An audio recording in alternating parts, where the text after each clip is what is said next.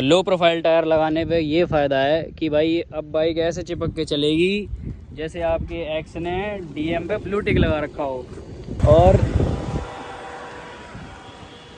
तो हेलो भाइयों, कैसे हैं आप सब। तो भाई आज अपनी NS 400 को देने वाले हैं एक नया अपग्रेड। 140/70 से सीधा 150/60 का धमाका। अब देखते हैं भाई ये अपग्रेड वर्थ इट होगा या फिर नहीं। अभी इसमें जो स्टॉक टायर आता है वो है MRF Rev Z। तो इसकी जो टायर ब्रैकेट है इसका 140/70 R17 है और ये MC टायर है। MC का मतलब होता है मोटरसाइकिल टायर। और इसकी स्पीड रेटिंग है 66H, 180 तक जाता है। ये रेडियल टायर है। पर अब हम जो टायर लेने वाले हैं भाई वो है स्टील रेडियल टायर। वो इससे काफ़ी बेटर है स्पेक्स के मामले में। तो अपोलो अल्फा H1 का तो नाम ही काफ़ी है। जो अब वाली NS 400 आ रही है, मतलब जिसमें अपडेट आए हैं, उसमें तो भाई वही आता है अपोलो अल्फा H1, आगे भी पीछे भी। इसमें भी है, ये जैपर का है FX2, ये MRF है ये भी। तो इसका सेक्शन 110 है। अभी इसको नहीं करवा रहे हैं, इसको ऐसे ही रखेंगे। मेरे को मेनली थोड़ा सा ये वाइड ही चाहिए था लुक। कभी कभी ये थोड़ा पतला लगता है और कॉर्नरिंग में भी कॉन्फिडेंस आएगा उससे। ग्रिप की मेन बात है भाई, मेरे को ग्रिप इसमें नहीं लग रही। इसका ABS तुरंत किक इन हो जाता है, ये ग्रिप छोड़ देता है। जैसे हमने हार्ड ब्रेक करी ना, टक टक टक ग्रिप छोड़ दी भाई इसने। तो उसका भाई फिर मज़ा सा नहीं आता ग्रिप में। और रुकनी भी चाहिए बाइक, अगर 150+ जा रही है तो उस पर फिर रोकनी भी आनी चाहिए और रुकनी भी चाहिए बाइक। तो रोकनी आती तो है पर बाइक में भी भाई थोड़ा होना चाहिए ना कि ये रुक जाए। तो अब आपको सीधा लगाने की प्रोसेस दिखाएंगे कि कैसे लगेगा कैसे नहीं लगेगा, और प्राइसिंग वगैरह सब कुछ मैं आपको बताऊंगा वो कितने का पड़ा है। आज है 24 तारीख, तो अपना टायर आ चुका है। मैंने 22 को ही ऑर्डर लगा दिया था क्योंकि जैसा आप जानते हैं नया GST आ चुका है। तो भाई उस पर भी 9% से 10% कम हुआ है। तो मैं कहा 2-3 दिन वेट और कर ही लेते हैं, जब अपग्रेड करना ही है तो अब वर्थ इट है भाई। अब टाइम आ चुका है इसको अपग्रेड करने का। बाकी सिर्फ टायर से भी फ़र्क नहीं पड़ता, इसमें जो ब्रेक पैड्स आते हैं वो भी आपको चेंज करने चाहिए। अभी तो भाई मैं इनको निकाल रहा हूँ कैसे न कैसे, अभी तो चल के आइए गर्म है। जब मैं राइड पे जाऊँगा तब इनको मैं ऑब्वियसली सिरेमिक या फिर सिंटर्ड करवाऊँगा, तभी भाई ब्रेकिंग में कॉन्फिडेंस आएगा। पर मेरे को अभी जो मेन लगता है, क्योंकि जो दूसरे वाली NS 400 है अपनी, उसमें अल्फ़ा H1 डला हुआ है भाई। रियर ब्रेकिंग में ना सच में उसमें ग्रिप महसूस होती है। और मैंने अभी उसको इतना लीन तो नहीं करा है, उसमें मेरे ख्याल से ज़्यादा कॉन्फिडेंस आएगा। वो देखते हैं भाई सिर्फ दिखावा है या फिर असली में ही कुछ बात है उस टायर में। तो अब तो भाई वो प्रोज तो अपोलो अल्फ़ा H1 के सबको पता है, लेकिन मैं फिर भी लगवाने के बाद और बता दूंगा। बाकी बात कर लेते हैं कॉन्स की, जो हम अपग्रेड कर रहे हैं हर चीज़ के, क्योंकि प्रोज भी होते हैं और कॉन्स भी होते हैं। तो उसका पहला कॉन्स है कि वो थोड़ा प्रीमियम टायर है ऑब्वियसली, तो वो थोड़ा सा आपको महंगा पड़ेगा अगर आप अपग्रेड कर रहे हैं। वो टायर ही टायर इतने का है जितने का इसमें और नए वाली NS 400 में अंतर आया है, वो सिमिलर ही प्राइस पड़ जाता है आपको। और दूसरा कॉन्स है कि वो थोड़ा सा वेट में ज़्यादा है, क्योंकि ऑब्वियसली वो वाइडर टायर है तो भाई उसका वेट भी थोड़ा ज़्यादा होगा। तो एक्सेलरेशन में हल्का फुल्का फ़र्क आ सकता है, बहुत मिनिमल सा। बाकी ज़्यादा कोई फ़र्क आएगा नहीं मेरे हिसाब से भाई। इसमें पावर ही इतनी है कि पूरी यूज़ ही नहीं कर पाएंगे, सिटी में तो यूज़ ही नहीं हो पाती भाई। तो तीसरा कौन इसका ये रहेगा जो अपना अपग्रेड करवाएंगे हम अपोलो अल्फ़ा H1 में, कि भाई ऑब्वियसली उसका हल्का सा वेट ज़्यादा है, फ्यूल एफिशिएंट नहीं है वो इतना टायर जितने कि ये हो सकते हैं जो इसमें स्टॉक आ रहे हैं, क्योंकि उसकी ऑब्वियसली थोड़ी सी वाइडर स्टांस है और वो भी थोड़ा कम है। तो उसमें मेरे ख्याल से कंफर्ट कम रहेगा, पर क्योंकि रिजिडनेस बढ़ जाएगी, उसकी साइड वॉल थोड़ी छोटी रहेगी। इसमें साइड में 70 आती है, जैसे 70% ऑफ 140, मतलब अपना 140 तो हो गया भाई ये, इसका 70% ये है। और बीच का जो ये इसमें रिम साइज़ है वो 17 है। तो ऑब्वियसली हम रिम साइज़ तो चेंज नहीं करवा रहे हैं, वो तो क्यों ही करवाना है। अगर कंपनी OEM दे रही है तो किसी हिसाब से ही दे रही होगी भाई, R&D करके। पर जैसे कंपनी ने अब 150 सेक्शन निकाला इसमें, तो हम भी वो लगा के देखते हैं भाई कैसा रहेगा कैसा नहीं। एक मंथ अपग्रेड करने का, देखते हैं कुछ बाइक को नया लुक देके। तो चलो भाई सीधा गोडाउन पे चलते हैं, वहाँ से ही मंगवाया मैंने, दिखाते हैं आपको कैसा है टायर।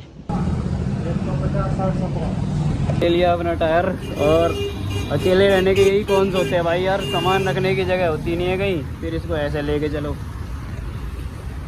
पर ये आगे टंकी फट गया, कोई दिक्कत नहीं हो रही। पीछे ये सीट फट गया पीछे वाली, इसको फिटिंग करवा लेते हैं। और जो मेरा स्टॉक टायर है ये हम अपनी फेज़र में लगा देंगे।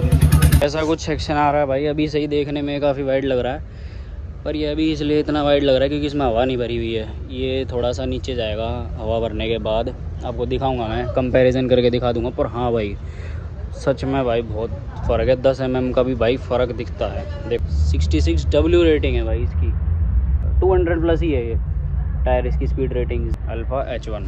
मज़ा आने वाला है भाई इस टायर के साथ। तो चला के आफ्टर मार्केट मिडल स्टैंड लगवाने का ये फ़ायदा है, अब इनके पास जैसे पैडॉग नहीं है तो अब मैंने ये अपने मिडल स्टैंड पे लगा दी। अब ये कर देंगे पैडॉग। ये कहाँ से ही लाते, इनके पास बाइक फिटमेंट करने का तो है। ये फिक्स्ड वाला बता रहे हैं, ये कह रहे हैं उसमें ज़्यादा दिक्कत आने वाली है। और बाइकों में कैसा होता है, आप बोल रहे हो ये फिक्स्ड वाला है? डिस्क वाला। कैसा? डिस्क वाला। उनमें क्या फ़र्क होता है? उसमें डिस्क फंसाते हैं। अच्छा डिस्क वाला बोल रहे हो आप? देख लेना ये इसमें मिस्त्री जल्दी कर पाते नहीं ना। हाँ बिल्कुल भाई, इसीलिए अपना अच्छी दुकान से करवाओ इनको। सब इनके पास सब कुछ है, मशीन वगैरह। बाल और ख़राब हो जाते हैं यार हेलमेट में। क्या कह रहे हो? इसी में का टायर की पन्नत के चक्कर में दिल्ली से लाया, बदलवाया। यह टायर नहीं मिला। हाँ यहाँ नहीं मिलता ये वाला टायर, बड़ी मुश्किल से मिला है भाई ये टायर। भैया भी कह रहे हैं इनके पास सारे टायर हैं, पर ये नहीं है। 160 सेक्शन तो इसमें फिटमेंट करने में दिक्कत आती। मेरे को थोड़ा वही चीज़ ज़्यादा पसंद आती है जो OEM हो, RU। तो पल्सर बजाज ने दिया इसमें 150 सेक्शन, भाई हमने भी लगवा लिया इसमें 150 सेक्शन। ये इसकी पिन, इसमें भी ग्रीस लगा के डालना ज़रूरी होता है या वैसे ही डल जाती है? काफ़ी लंबी पिन होती है भाई, इसी पर ही टायर रुका हुआ होता है। ये मेन पार्ट समझ लो इसको। गियर निकालूँगा। किस बात का ऑयल आ रहा है भाई, मैंने तो यह भी देखा, मतलब बहाव तो ये गियर के यहाँ से ऑयल भाई, ये तो चेक करवाना पड़ेगा यार। आ चुका है भाई अपना स्टॉक टायर बाहर। ये स्प्रॉकेट क्लीन करेंगे इसको भी।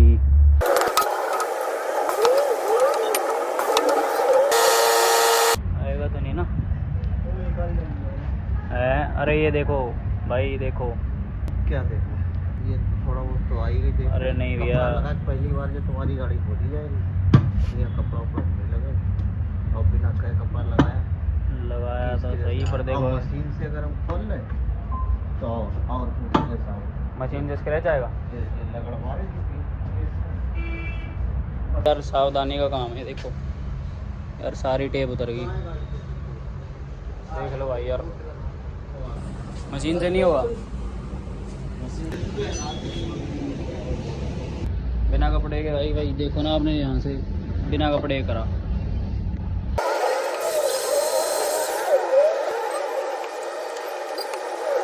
अपना टायर लगवाते हुए मार्किंग ज़रूर देख लेना, रियर साइड की साइड लिखी हुई है और इन्होंने टायर में निशान भी लगा के दिया है जिन्होंने दिया है। इसको मैच करके उसी हिसाब से घूमेगा ना टायर। एंड्योरेंस का रिम है ये। मैं बाइक में काफ़ी चीज़ें एंड्योरेंस की है। देखो यहाँ पे आउट लिखा हुआ है, ये आउट साइड और ये रियर की साइड, ऐसे मैच बैठेगा इसका। तो अपना देख के करवाना भाई, मार्किंग सारी दी होती है, बस करवाने का तरीका होता है। तो ये वाला टायर जो है 140 सेक्शन वो लेगा अपनी इस बाइक में, फेज़र में। उसका टायर बिल्कुल ख़राब हो चुका है, देखो बैठा हुआ है टायर, तो पंचर ही खड़ी थी। अब उसमें लगवा देंगे वो वाला टायर अपना। दोनों बाइकों का काम बन गया भाई। इसकी साइड वॉल थोड़ी सी चौड़ी है ना, तो इसको चढ़ाने में अब दिक्कत आ रही है यार हल्की सी। मैंने एक वीडियो देखी थी, उसमें 160 सेक्शन लगवा रहे थे भाई। वो पूरे दिन बंदे को सुबह से शाम हो गई, पर वो 160 सेक्शन भाई आखिर पता नहीं उसने कैसे न कैसे करके चढ़वाया। तो भाई ऐसे का क्या फ़ायदा, इसमें इतनी मशक्क़त करनी पड़े। अपना ऐसा काम करवाओ जो थोड़े बहुत में निपट जाए भाई। मैंने और बताना चाहूँगा, लेटेस्ट लिया है मैंने, इसकी मैन्युफैक्चरिंग वगैरह सब मैं आपको दिखाऊँगा बाद में। काफ़ी ज़्यादा नया है, इतना तो मुश्किल ही मिलना है, टायर का ही मिलना मुश्किल है। और मैंने ये बिल्कुल लेटेस्ट वाला कहीं ना कहीं से जुगाड़ करके लगा हुआ था भाई मैं काफ़ी दिन से, तब जाके हाथ में आया ही टायर। की साइड वॉल चौड़ी है ये भाई, और मैं कह रहा हूँ स्क्रैच में तुम्हारी है, तो ये बुरा मान रहा है कि भाई स्क्रैच तो आएंगे। तो भाई थोड़ी रिक्वेस्ट करिए अब आपको लगने के बाद ही फाइनल लुक दिखाएंगे।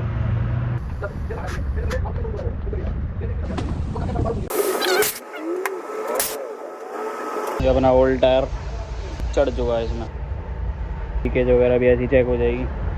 वो तो ख़त्म हो गया भाई बिल्कुल टायर, जो इसमें पहले लगा हुआ था। इसी का वेट था कब H1 आए, कब हम लगवाएं। ये देखो ये तो ख़त्म पड़ा है, खड़ी थी ये बाइक इसीलिए ही, तो वॉल वगैरह सब कटा हुआ था। दोनों बाइक्स रेडी हो गई हैं। ये आ चुके हैं सेम लोकेशन पे, पर एक नए लुक के साथ। हम लगवा चुके हैं यहाँ पर, ये स्टिकर हटाना रह गया, ये अपने आप उतर जाएगा बाकी चलते चलते। भाई प्राइसिंग से पहले बात कर लेते हैं कि बेनिफिट्स की। भाई बेनिफिट अपग्रेड करने का 140 सेक्शन से 150 सेक्शन पे और लो प्रोफाइल टायर लगाने पे ये फ़ायदा है कि भाई अब बाइक ऐसे चिपक के चलेगी जैसे आपके एक्स ने डीएम पे ब्लू टिक लगा रखा हो। लुक भी भाई फुल एनहेंस हुई है, अगर सामने से देखने पे ज़्यादा पता लगेगा, बाकी ये पूरी लुक छुपा रहा है। तो इसका इलाज भाई ऑब्वियसली मैं जल्दी बांधने वाला हूँ। अब बारिश तो ख़त्म हो चुकी है, कीचड़ विचड़ की ज़्यादा दिक्कत होगी नहीं, तो इसको भाई अब हटा ही देंगे। ये किसी लुक को भाई रोक रहा है ये। और अपग्रेड करने का वैसे मेजर फ़ायदा तो हाई स्पीड स्टेबिलिटी होता है। अगर आप अपग्रेड करने का सोच रहे हैं 140 सेक्शन से 150 सेक्शन पे, तो मतलब बहुत ज़्यादा अपग्रेड तो नहीं है, 160 180 भी लगवा रहे हैं लोग तो एनएस में, पर भाई हमें उतना ही बढ़िया लगता है जितना कि हमारी ज़रूरत हो। इसमें 150 सेक्शन बहुत है, अगर कंपनी भी दे रही है तो किसी वजह से ही दे रही है। जैसे आपको रोज़ में ही जाना है, सिर्फ घर से जिम या फिर कहीं भी डेली कम्यूटिंग करनी है थोड़ी बहुत ही, तो भाई MRF REV-Z भी बहुत है, उसमें कोई ऐसे बहुत ज़्यादा दिक्कत है नहीं। और कंफर्टेबल वो इससे ज़्यादा है मेरे ख्याल में, जितना अभी तक मेरे को लगा है कि ये लो प्रोफाइल है तो भाई कंफर्ट इसमें कम है, उसमें इससे बेटर कंफर्ट मिलेगा। बाकी अगर आपको करनी है बेटर कॉर्नरिंग चाहिए, हाई स्पीड स्टेबिलिटी चाहिए और आपको लुक बेटर चाहिए, तो फिर भाई आप श्योरली इसकी तरफ जा सकते हैं। भाई मैं आई विल हाईली रिकमेंड। और प्राइसिंग की बात कर लें तो ये था टायर 6500 का बिफोर GST। जब मैंने पता करा था तो मेरे को फिर GST के बारे में पता चला कि टायर्स पे भी 10% कम होने वाला है। उसके बाद ये 5760 या 40 का हुआ, तो मैंने फिर आफ्टर मार्केट आपको और बाकी ये सस्ता मिल जाएगा। पर भाई बहादुरगढ़ में तो इसकी बहुत दिक्कत हुई है इसको मंगवाने के लिए। हाँ दिल्ली में बहुत अवेलेबल था ये टायर और काफ़ी कम में भी अवेलेबल था यहाँ से, पर भाई वहाँ पे जाओ फिर लगवा के लाओ, फिर वो पुराना टायर उठा के लाओ, फिर वो दूसरी टायर बाइक में भी लगवाना था मेरे को वो टायर, तो बहुत बसड़ हो जाती। और बाकी पेट्रोल भी इतना फूक के जाओ, इतने ही तुम पैसे बचा लोगे। तो इसीलिए मैंने इसको यहीं पे मंगवा लिया। ये मेरे को पड़ा 5600 के आसपास, हाँ 5600 का ये मेरे को टायर पड़ा। और फिटमेंट भी इसी में इंक्लूड करवा दी थी मैंने। वो पहले तो 250 रुपये मांग रहा था, फिर मैंने उससे बात करी टायर वाले से, उसका दोस्त था, तो मैंने पहले ही ये सब बातें कर रखी थी कि भाई मैं कोई फिटिंग चार्जेस नहीं दूंगा और ना ही कोई अलग चीज़ के दूंगा चार्जेस, हिडन चार्जेस। तो पर दूसरी बाइक के उन्होंने 250 रुपये लिए। बाकी चली भी ज़्यादा नहीं थी यार, सिर्फ 3000 किलोमीटर चली थी ये। उसके बाद ही मैंने वो टायर चेंज करवा दिया। ये रही 3151 किलोमीटर चली है। वो टायर 18000 आराम से चलता है, हमारे REV-Z है, पर मतलब 18 में वो उसकी लाइफ ख़त्म हो जाती है। अब इसको देखते हैं, ये ऑब्वियसली उससे थोड़ा कम चलेगा, पर भाई जितना भी चलेगा मस्त चलेगा। तो यही था भाइयों, आगे आपको अगर इसमें कोई कमी लगती है या फिर कुछ भी होता है तो आई लेट यू नो। बाकी सबसे मेन दिक्कत हुई है भाई इसकी, देखो ये तो चलो कोई बात नहीं भाई, टायर स्टिकर्स हैं ठीक है, ये देखो भाई, और काफ़ी रिक्वेस्ट करने के बाद भी उसने ये बचाए हैं, तब जाके भी ये हो गया भाई ब्लैक पेंट मारूंगा या कुछ करूँगा। थी उसके पास सारी मशीन्स इक्विपमेंट्स थे, पर भाई वो टायर, ये टायर चढ़ ही नहीं रहा था, बड़ी दिक्कत आ रही थी। इस साइड से दबा हुआ रह गया था, ये पूरा टायर चढ़ गया था। कोई बात नहीं भाई, क्या करें, घूमता हुआ कौन सा दिखना है ये, दूर से इतना पता भी नहीं चल रहा, चल तो रहा है, कोई बात नहीं। तो भाई स्टाइल चाहिए तो खर्चा भी दुगना ही होगा। और अगर आप भी मेरे को कमेंट सेक्शन में बताना कि आप भी इसका टायर अपग्रेड करवाने का सोच रहे हो। और ना भाई अगर आपको मेरी वीडियो इन्फॉर्मेटिव लगी या फिर हेल्पफुल लगी तो एक लाइक छोड़ देना भाई। और हाँ, अगली राइड तक rubber side down. Thank you so much for watching.